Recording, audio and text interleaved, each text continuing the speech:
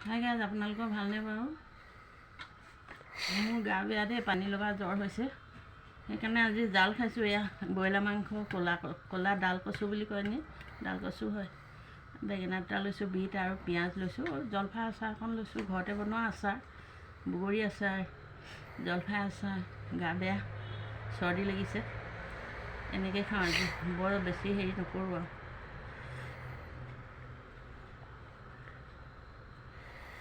আপোনালোকৰ খুব গেজক।